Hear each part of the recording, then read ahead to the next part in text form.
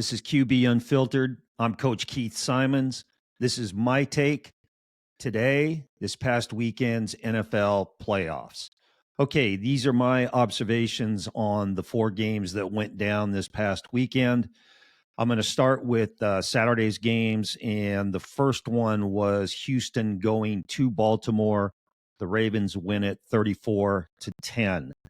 Now, at the beginning of the telecast, the TV cameras are panning Baltimore's sideline, and they have a close-up on one of their players. He's got his helmet on. Can't see his jersey, so I don't know who it was. But he's got a water bottle, and he's squirting water all over his face. Now, the temperatures in Baltimore on Saturday were sub-freezing. And so when you're squirting water all over your face, that's kind of a questionable act. And my theory is that's got to be a defensive guy. Has to be. Okay. Houston did not score an offensive touchdown in this game. Their TD came on a punt return, 67-yard punt return. Baltimore's punter bombed the punt and outkicked his coverage. Anytime the punt returner can field the ball on the run with 20 yards before he runs into anybody with an off-colored jersey, the kicking team's in trouble. And this was basically a wind sprint for 67 yards and a touchdown. Now, the fact that Houston did not score an offensive touchdown, they've got a really good, talented quarterback, C.J. Stroud. As good as he is, he can't do what he needs to do when he doesn't have the ball in his hands. In their 2 playoff games, the Texans averaged just about 11 snaps on offense per quarter. Per quarter. That's almost impossible to do. And they need to have more snaps, more plays, more opportunities for Stroud to get the ball in the end zone. Okay, now, one of the themes that is going to be in this segment, and all 4 games are involved in this, is pass protection. And it's either a scheme issue by the offensive coordinator, it's a technique issue by the O-line or the running backs, it's a decision issue by the QB.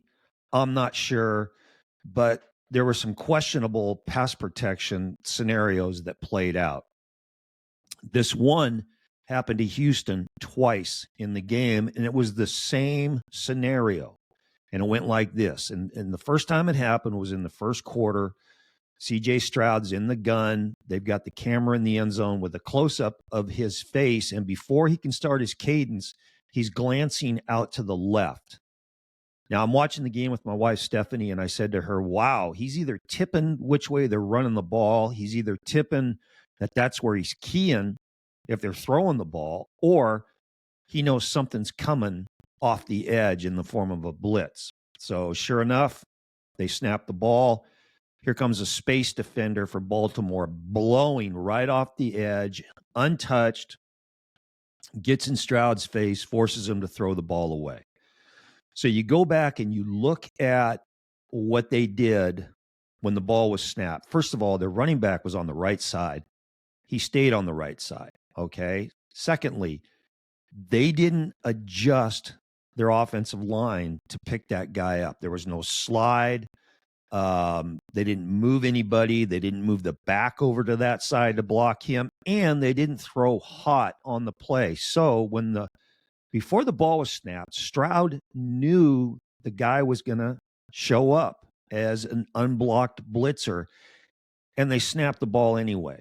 I don't get that. I don't know where the breakdown was, but it happened twice, and it was the exact same scenario.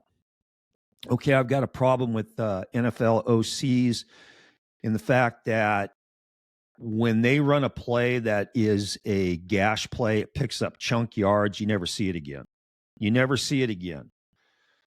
Now, I'm a big screen guy, and I'm a big believer that when you line up in trips And defensively, they play 2-on-3, and usually your middle receiver's uncovered. I'm a big believer in the quarterback just standing up, throwing the ball out to that guy called a punch screen. You have the other two receivers block on the perimeter, and you got to play. Now, sometimes it doesn't go anywhere, particularly if your receivers refuse to stock block.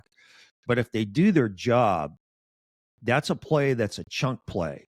All right. Now, this happened in the game the other day, and they picked up 12 or 15 yards, and you never saw it again. I just don't get that. I think OCs in the NFL are paranoid. They think that defensive coordinators, if they've seen a play one time, that they're going to stop it the next time you run it. You know, when it comes to calling plays and call sheets and running successful plays multiple times in the game, I think of the late, great Mike Leach and the little scrap of paper he used for his call sheet with about 10 or 12 plays on it, which is the way to go. And he always had a red pen with him on the sideline. And when he called a play that was successful and good, he took his pen and he put a little mark next to that play. And that mark said, call the damn play again, and call it again, and call it again, and call it until the defense actually stops it and consistently stops it. And that doesn't happen in the NFL. Okay, Lamar Jackson, he's probably going to win the MVP. Having a great year. What a weapon he is. I think Todd Monken has done a great job with him. QB-friendly offense. The pass protection scheme and technique by the O-line is good. I think he has changed Jackson's mindset about staying in the pocket when his first read isn't there and going to second and third reads. And I also think the fact that they change up snap counts really helps Jackson and their offense out. There were a number of times in this game where Baltimore went on first sound. And Houston's defensive linemen weren't in their stance yet. They were just starting to put their hand in the ground. They snapped the ball. And whether you're pass blocking or run blocking, that's a huge advantage for an offensive lineman to catch the D line before they're ready to go. And that's changing snap counts up. And Monken does that. Now, with Jackson, I've got a but with him. Great season, probably MVP, but he still makes throws in the pocket where he's off balance. Sloppy feet, weight distribution that causes him to have accuracy problems, and his anticipation on throws needs to be better. He missed a touchdown on a seam bender throw where if he anticipates the throw, it's an easy pitch and catch for a touchdown, but he throws it late. And anytime you throw a downfield throw late, the ball's in the air longer. And in the NFL, that means those DBs are converging on that thing. And those are knockdown passes or picks. What they aren't are easy touchdown throws. And Jackson needs to improve his anticipation and his mechanics with his feet when he throws the ball in the pocket. All right, let's move on to the second game, which was Green Bay going to San Francisco. The 49ers won it 24-21. Now, Jordan Love, the quarterback for Green Bay, I just didn't think looked comfortable the entire game. And I think that San Francisco's great defense probably had a lot to do with that. But I also don't think he's necessarily a real good wet ball thrower. I think the rain affected him throwing the ball.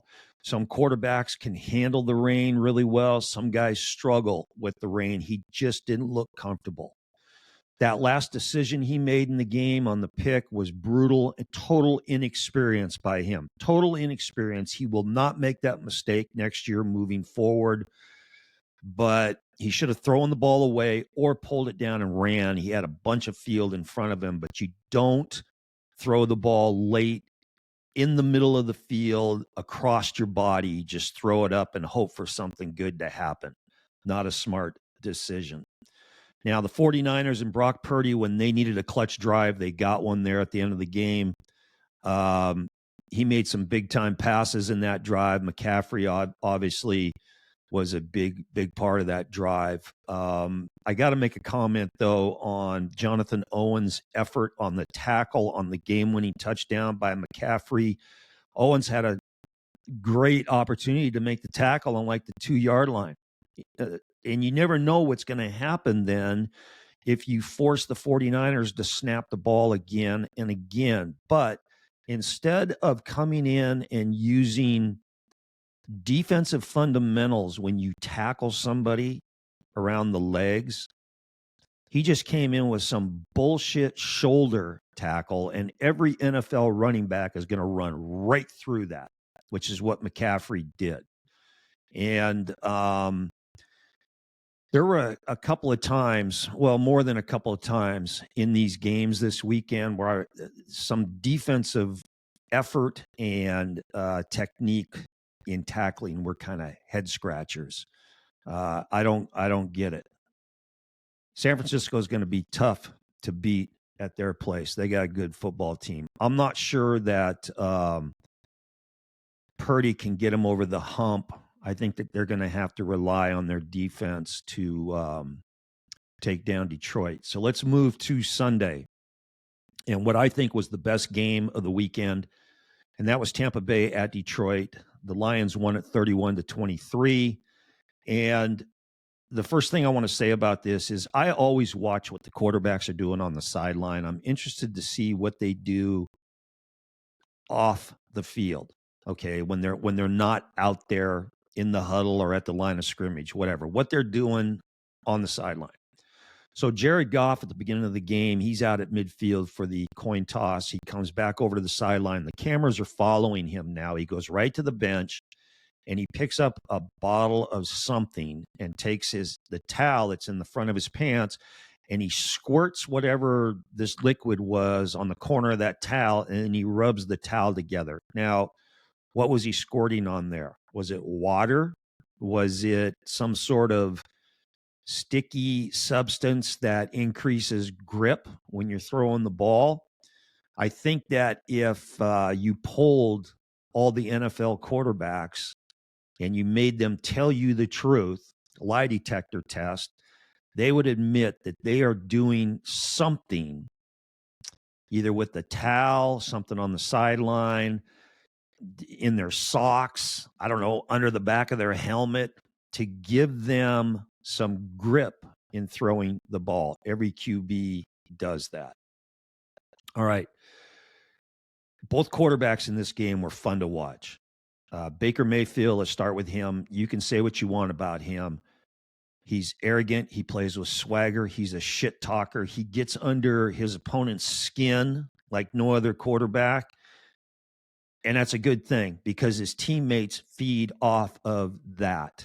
And his teammates know with Baker Mayfield, when the bell rings, he's going to be there for them. He's going to compete his ass off and he's going to do everything he can to win football games. And it's important to him. He's a baller. He's fun to watch. Jared Goff is polished. You know, I think that every air raid quarterback, well, most air raid quarterbacks coming out of that system from college into the NFL are at such an advantage. And he is really the poster child for that. I mean, he played for Tony Franklin at Cal, who's a great coach. And Goff understands the passing game. He understands getting the ball out of his hand on time. He understands reading coverages, how to throw receivers open. He's just a smart, polished quarterback. So both of those guys are really fun to watch. Now, Tampa Bay scored a touchdown on the little wheel route down there in the red zone. Kate Otten caught the TD from Mayfield. That play should have never stood. That was an obvious illegal pick by the outside receiver down on the slot defender. I don't understand why the refs allowed that to go on. But, you know, I don't think Mayfield was complaining too much about that. Now, announcers.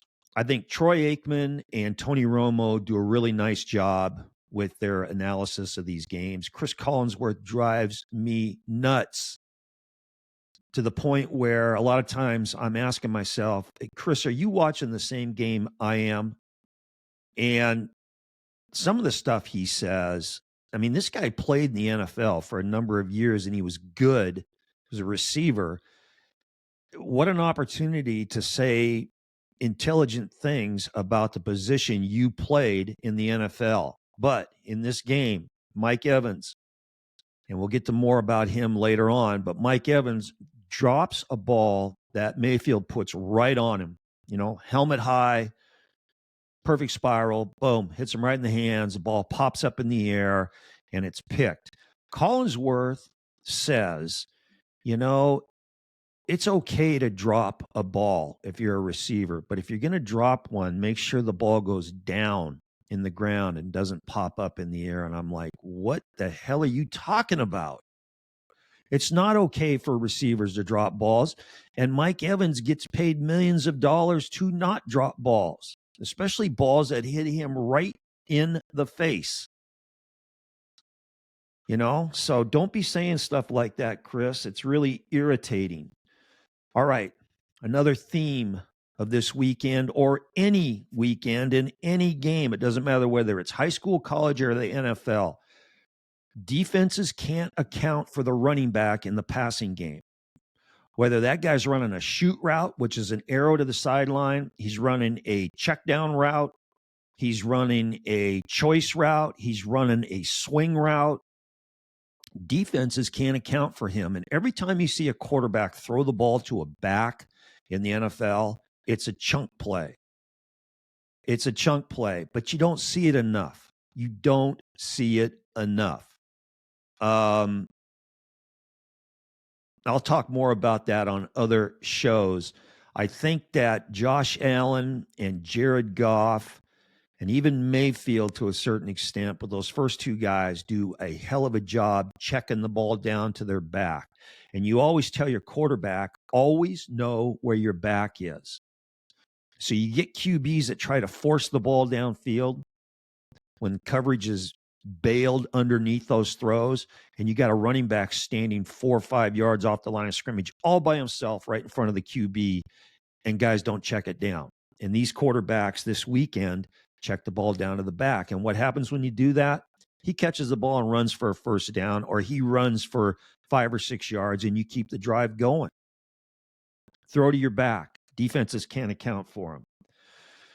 Okay, pass protection scheme. Now, real briefly with this, a couple things drive me nuts with pass pro. Number one, you got 5 guys, 5 offensive linemen blocking in pass pro. If you're rushing 4 guys on defense and you got 1 guy coming unblocked, that means you've got 2 or 3 guys double teaming.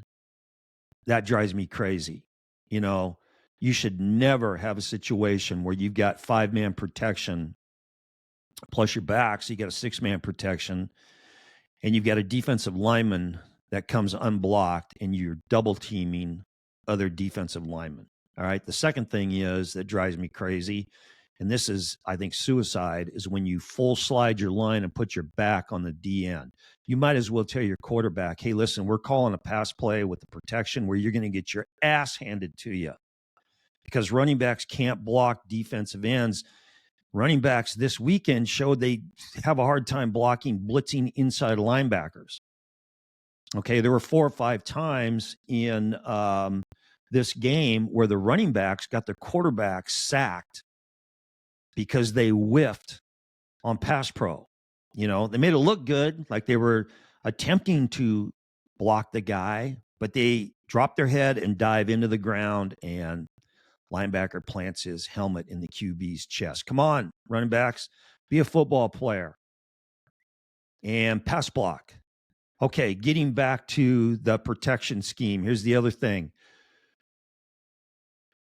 You can't allow the defense to have more guys in the box against your protection and you not take advantage of that by getting the ball out to the perimeter to where they're giving you the advantage.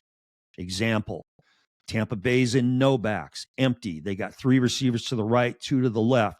Detroit lines up in a bare front, 6 guys in the box, head up nose, 2-3 techniques, 2-6 techniques, 1 backer in the box, okay, 6 guys. and a safety deep. Well, that means to the 3 receiver side, one of those receivers is uncovered, and that's the number 2 receiver. All right. Defensively, they got you outnumbered. You got to take advantage of what they're giving you out there on the perimeter.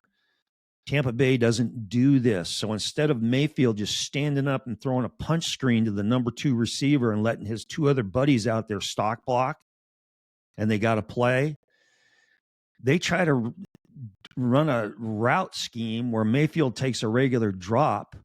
And then on top of that, they take their right tackle, and instead of blocking the D end, he steps down to check the inside linebacker who drops. Here comes the D end unblocked, sack. What are we doing, guys? What are we doing? Some of these pass pro schemes are really head scratchers. Okay, Tampa Bay, their receivers are they just killed me in this game. Here you go, the drive that they have to score on. Okay, it's the last their last touchdown drive of the game. They scored with 4 minutes and change. Evans ends up catching the touchdown pass, but it's what happened during this drive that just amazes me. And it starts with Evans, who's supposed to be their big stud number 1 receiver, right? Like the first or second play of this drive, he runs a crossing route, like 18-yard sail route. After the play, after running the route, he taps out, takes himself out of the game. So here you got your number 1 guy on the biggest drive of the game who's standing on the sideline drinking water and watching his backup in there now for about 3 plays. Okay, now you throw into the mix Mr. Godwin. This guy, wow. Earlier in the game, he's getting his buddies blown up because he refuses to stock block on punch screens. So they're throwing the ball out there to one of his teammates on a punch screen, and he's got to block one of the DBs. He uses the George Pickens theory of stock blocking, which is, I ain't going to do it, and allows the DB to come flying downhill and just obliterate his buddy out there. All right, now this is the same guy, Godwin, on this drive now that Evans is already tapped out of. He runs 3 routes in a row. 3 routes in a row. Now, they're going no huddle, but they're not going breakneck speed. But he runs 3 routes in a row. I turn to my wife after the 3rd route, and I say, you watch, 14 is going to tap out of the game. Sure enough, taps out. So on the biggest drive of the game, they got to score. They got to have their dudes in there. They got 2 starting receivers that just couldn't play the whole series. I don't get it. All right. The last thing on this game was, and this is a really cool stat, the quarterbacks this century that have taken 2 different franchises to the championship game. Okay, 2 different franchises. You got Tom Brady, Peyton Manning, Brett Favre, Kurt Warner, and Jared Goff. Congratulations, Mr. Goff. Okay, let's move to the last game on Sunday, which was Kansas City at Buffalo. The Chiefs win it 27-24. And I'm going to say that Mr. Mahomes has got a hell of a resume working. He has never not played in a championship game. He has never not played in a championship game, and he's playing in another one coming up this weekend. All right. Staying with Mahomes. The 2 really talented quarterbacks in this game, Josh Allen, Patrick Mahomes, talented. Those guys can do stuff that average quarterbacks can't do. With that being said, Patrick Mahomes, to me, looked a little un-Patrick Mahomes-like in this game. For whatever reason, he just didn't – I just didn't think he played with the normal swagger, and I don't know. It's hard to put my finger on it, but obviously he comes out with the win, makes some big-time throws. There was just something a little off. Now, talking about one play in particular, they ran a running back slip screen, and Mahomes tipped it so bad. I mean, if I'm sitting in my living room watching the game with my wife, Stephanie, and as soon as he hits the last step in his drop, I'm going screen. It was so obvious on what he was going to do with the running back slip screen. If I can see that, what do you think the linebackers and DBs or anybody else that's keying him for screen is seeing defensively? So, Patrick, you need to do a better job of selling the fact that you're not throwing a running back slip screen. All right. Tony Romo, I said earlier, does a good job. He said something in this game that I just had to applaud him for. He said it's hard to blitz people when they're throwing swing routes, swing screens to the back, or punch screens out on the perimeter to the receivers. Yes, Tony. Okay. Again, it's hard to blitz people when they're throwing swing routes and getting the ball out quick. Yes. Quick game. Get it out of your hand. Helps your offensive line, get your quarterback in rhythm and tempo. You're getting the ball to receivers right now when they're open in grass, and let them do things with the ball. Well said, Tony Romo. All right. Now, Kansas City had a play at the end of this, or in this game, where they were inside the 5-yard line and they ran the little trick reverse flip to the receiver who's down on like the 1-yard line or something. He's got traffic. He's got people trying to tackle him. And instead of wrapping the ball up and being smart, he tries to reach the ball out over the goal line, and it gets slapped out of his hands by a Buffalo defender, and the ball goes out of the end zone. Chiefs lose the ball, goes over to Buffalo. Okay, a couple things on that play. Number one, don't do that, young man. Protect the rock. You can't score. All right, go down, protect the rock. Let's line up and run another snap. Second thing, Travis Kelce, the guy that slapped the ball out of receiver's hand was Kelce's dude that he was stock blocking and just let him slide off at the end of the play because I guess Kelce thought he was done doing his job. If he gets that guy blocked until the whistle blows, he never slaps the ball out of the dude's hand. Okay, that last drive for Buffalo, they start off with Allen throwing a hell of a deep ball that the receiver Diggs dropped. I mean, that was a huge play. That was a 60-yard completion right there. Easy catch, I think, and couldn't make the catch. Then, here we go, Mr. Romo. They run a swing screen for chunk yards. Yes. Then they come right back and they run bunch formation and they run air raid stick route. Yes. Anytime you bunch it and you run that stick route where you've got receivers crossing on their releases, defensive guys lose receivers. And if they're playing zone, you got a bunch of guys sitting in grass that are easy pitches and catches. They run it, boom, chunk play, nice job. Then we come to the key play at 2nd and 9. Allen should have thrown a touchdown pass here. They run a seam or a bender route. And if Josh Allen throws the ball with anticipation, go back to Lamar Jackson, same route basically, it's a touchdown. But because he throws it late, his left tackle now retreating on pass protection is in Allen's face when he goes to throw the ball, and he can't stride into his throw and get a lot of gas on it. So he basically throws it off his back foot. He can't get enough juice on the throw. And instead of a touchdown, it's an incompletion. Okay, huge missed opportunity. And so then they line up for the field goal to tie the game. They don't pick up the first on 3rd down. 4th down, they line up for the field goal. And, Buffalo fans' worst nightmare, wide right. We've heard that one before. And they go home. And a great win for Kansas City. Those were 4 really interesting, good games. The 2 games coming up this next weekend, which I will report on in my take early next week. these two games coming up are really going to be interesting and barn burners. Fun teams to watch.